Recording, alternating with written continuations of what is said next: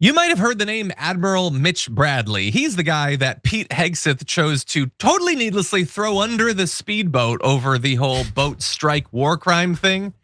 And like he did it like pretending that he's defending Admiral Mitch Bradley when like he's the only one that was making the whole thing about Mitch Bradley.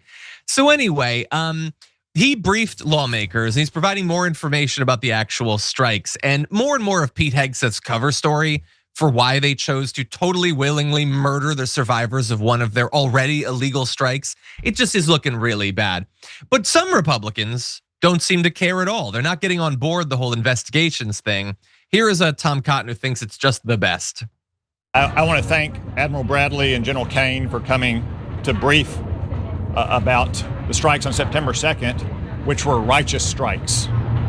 These are narco-terrorists who are trafficking drugs that are destined for the United States to kill thousands of Arkansans and millions of Americans.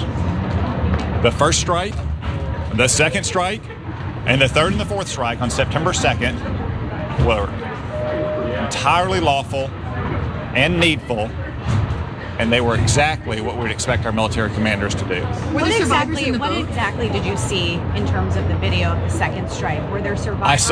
I saw two survivors trying to flip a boat loaded with drugs down for the United States, back over so they could stay in the fight. And potentially, given all the context we heard, of other narco-terrorist boats in the area coming to their aid to recover their cargo and recover those narco-terrorists. Okay, so a couple important things. The most important, which we'll return to, is that that's all a lie about what he supposedly saw. We're gonna break down what he actually saw. More importantly, it's that I love the red and green Tom Cotton. It looks great. You don't look like a total dork. And also your whole thing about righteous strikes, you're coming off with a vibe of just pure strength. You don't look at all like a pencil neck dork or anything like that. So keep doing everything that you're doing. You are a very strong guy. You don't look like a shriveled mirror universe version of Fred Rogers at all. You're a tough guy, a true alpha. Don't change anything. Sister anyway, Rogers over there. Yeah, I've been watching a lot of Fred. My daughter says Wodges. That's how she refers to it. But anyway, yeah, no, he's a complete loser, and he knows that it's totally illegal. He doesn't care. He's again one of the willing tools of just let's go full hog fascism. I don't care. Not interested in the Constitution. It's awesome and it's righteous too, because I kind of want to seem a little bit Christian. I might run for president. It's all BS. So he says what he saw in the video, which unfortunately for him, other people saw, was two survivors, like 7 or 9 people had already been killed. The boat is in multiple pieces. So they're gonna flip over the part of the boat to save the drugs because they care so much about drug running that they just can't bear to see the drugs go in the water. And then they're gonna somehow pilot the shattered boat because they have to get to America to kill 60 billion Americans with each boatload of drugs. All that is a complete and absolute lie, as confirmed by another person who apparently saw the footage, Democratic Representative Adam Smith. At the time of the strike, you could clearly see the two people on the boat.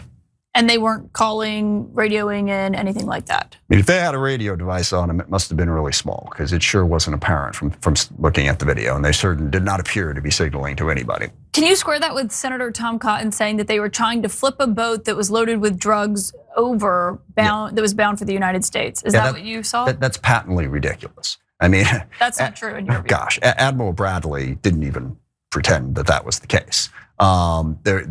There was no way they were turning this boat back over. The boat was completely disabled, and Admiral Bradley admitted that. It was drifting with the current. It was gonna go wherever the current was gonna take them. And I don't know, I didn't see all 48 minutes between the first and second strike, maybe for the first 10, but it appears that the boat was split at least in half. I mean, there was this tiny little bit of the bow that was still, capsized. They weren't trying to flip anything over, first of all. Second of all, there is the claim that the drugs still could have been there. There's no real evidence of that. You see the first strike, boat's on fire, flips over, maybe in that tiny portion of the boat.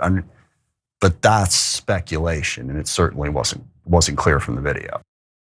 Yeah, that is speculation. I want to remind everyone, I know that we shouldn't need to keep reminding people, there was no legal justification for the initial strike. They're not allowed to do those strikes at all. We're not at war with those people. They're not combatants. This is not self-defense. It was attempted murder the first strike.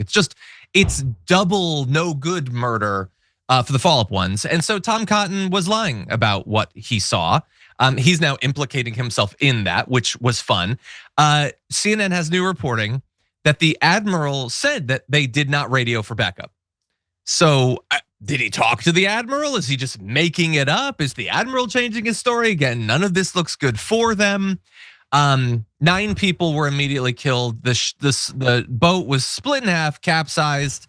And I don't know, I have like this crazy thought that considering we have like a massive military, maybe we could go pick up the survivors and take the drugs. I mean, they're like, we're willing to potentially commit further murder because these drugs have got to go to the bottom of the sea. Why don't you like seize them so that you could like stand in front of them and do like a double thumbs up and be like, hey, we got these guys, these criminals. Why not do literally any of that stuff? And so this is just, Brett, this is like cartoonishly war crimey. And I'm sure we're all really focusing on this one of the first strikes. Wait until they start looking more into some of the future ones. To answer your question, the reason that they don't want to do that is because those might just be fishermen. According to Rand Paul, like 1 in 5 of these is just not that kind of boat. And who knows about the rest? The thing for me is I'm actually, given everything you said, I'm kind of concerned about Tom Cotton. Like, what else did you see? Are the fishermen in the room with me now? Like, I also saw Jesus hovering above that boat. And Jesus actually had a big old target sign he was holding. And he said, shoot him dead. Yeah. Like, what are you talking about? Also, narco-terrorists isn't a thing. It sounds on the show scary yesterday, though, like, isn't it? What drug dealer wants their customers dead? Oh God, that's like Keurig being like, you know what would be great? Murdering all the coffee drinkers. Wouldn't that be great if we put a little poison so everyone who drinks coffee dies? Well, it just doesn't make sense. And they were bound for America. Like that boat. Sorry, go ahead. Didn't Panera do that like charged lemonade? That was like treading the line.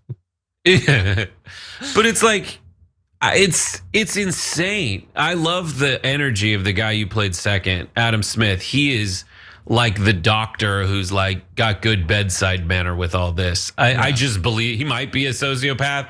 He'd have to be if that's fake, because that just seemed like a guy being like, "Are you kidding me?"